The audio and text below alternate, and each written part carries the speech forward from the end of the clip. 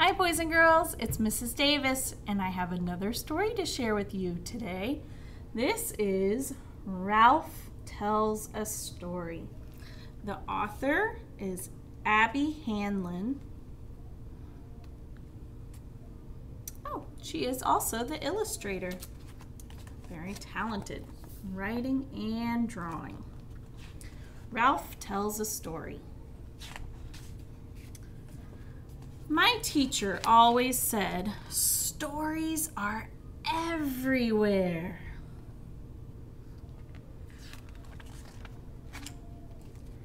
And the kids in my class were always finding them. Then my mom ran so fast she caught up with the ice cream truck. I ran down the hallway with underwear on my head. After that, I decided to hide my Halloween candy in my bed. The dentist forgot to give me a toothbrush. Oh, and the teacher says, yay, stories, stories, stories. But every day at writing time, I thought really hard. I stared at my paper. I stared at the ceiling. I could not write a story.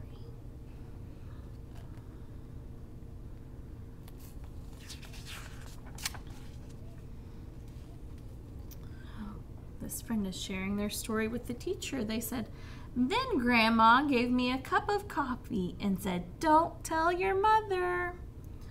And Ralph over here, while everyone else is writing, oh my goodness, this friend is writing such a long page. He says, I have no story. So I looked for other things to do. I went to the water fountain. Can I go to the bathroom? Again? I roamed the hallways. Can I go help the lunch ladies? What? I tried everything. Then, one day, after getting sent back to my desk, I begged Daisy for help. I can't write a story because nothing happens to me. Are you kidding? She said. I've written a ton of stories about you.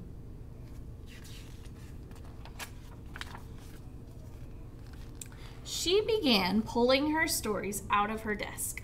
Look at this one, she said. Remember the time you let me brush your hair? Oh, and this one, remember the time you knocked down all the crayons?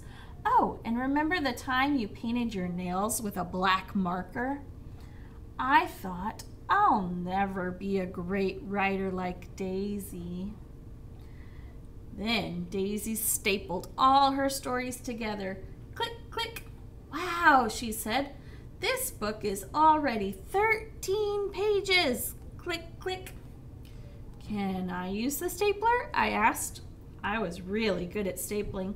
But you have nothing to staple, said Daisy. You have to find a story first. Just look around. So I looked for stories out the window, in the aquarium, in my desk.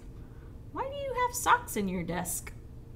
And when my teacher wasn't looking, I looked for stories on the floor.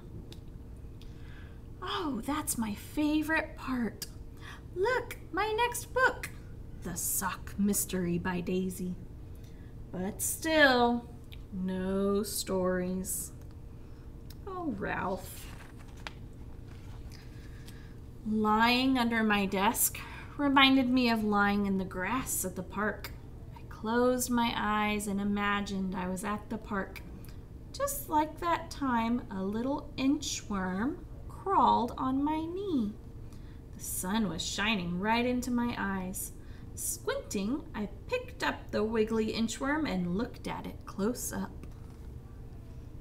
So lying on the floor made him think of one time at the park. And that's when my teacher found me. What's your story about? She asked. I opened my eyes. I saw an inchworm. Wonderful, she said. I can't wait to read what you wrote. But there was no inchworm story.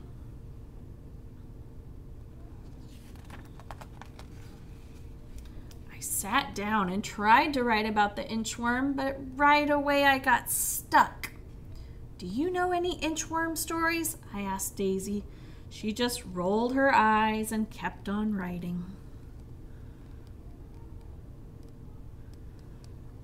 And then my teacher said, "Writers, come to the rug, time to share." Uh-oh. "Ralph, why don't you go first?" said the teacher. I pretended that I had lost my paper. "Ooh, ooh, ooh, pick me, please, me." Oh, there's Ralph. It didn't work. "He's sitting on it," says his neighbor. I walked to the front of the rug. It took a long time. I held my paper against my chest so no one could see it. "I was at the park," I said. "An inchworm crawled on my knee."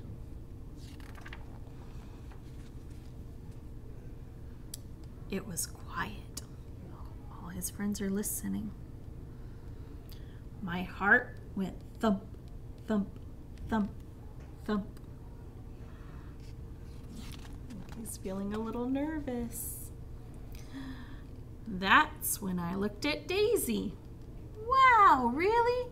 Did it feel squishy, Ralphie? Did you take it home?" And then everybody started asking me questions. "Did your mom let you keep it? Did you touch it? Was it a baby? Was it a girl? Did it tickle? Did you name it?" He's got everyone interested in his inchworm.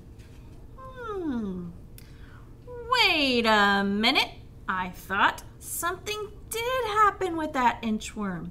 Well, I picked up the inchworm and decided to name him Nick. I built Nick a house, but he just inched away.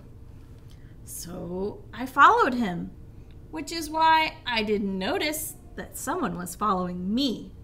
And then all of a sudden, this wobbly, crazy baby grabbed Nick and put him in his diaper. I tried to be calm. "Come on, baby," I said really nicely. "Give Ralphie the inchworm." It didn't work. Was this the end of Nick? But then I noticed Nick was escaping. He crawled right up the baby's stomach. Quickly, I rescued Nick and ran. And we spent the rest of the afternoon doing nothing together. The end.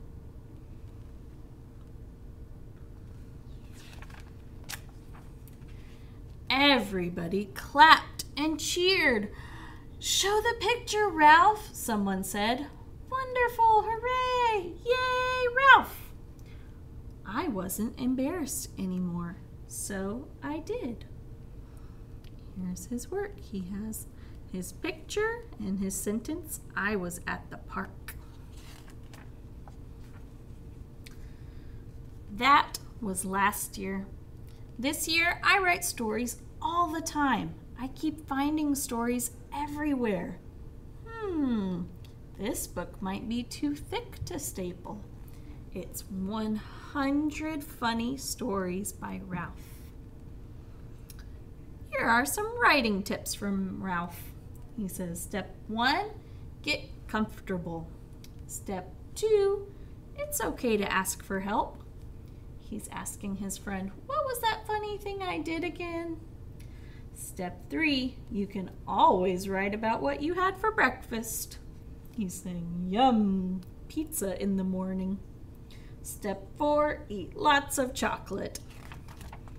Sounds like it might get a little messy. Ralph sparked his imagination by thinking about something that had happened to him. After he did that, he was able to write more and more. These are some of his books he wrote. "When I Ate Too Much Spaghetti" by Ralph. The Shampoo Mystery by Ralph. The Marker That Never Ran Out by Ralph. The Crazy Supermarket Cart by Ralph. When My Mom Bought Me the Wrong Size Underwear by Ralph. The Lunch Lady's Friend by Ralph. When My Backpack Was Really Heavy by Ralph. The Case of the Missing Ice Cubes by Ralph. And The Worst Staple Jam Ever by Ralph. So boys and girls, just like Ralph in the story, sometimes when it's time for us to do writing and you're having a hard time coming up with a topic to write about, I want you to think about Ralph and think about some of the things that you have experienced in your life. It can be something as simple as seeing an inchworm at the park. Today for writing, you get to have a free choice of topics, so you can choose whatever you would like to write about, but I would like to see you using your good writing habits, starting your sentences with a capital letter, leaving good finger spaces between your words, and making sure to put a period or an exclamation mark or a question mark at the end of your sentences. I can't wait to read some of your writing. I'll see you soon. Bye.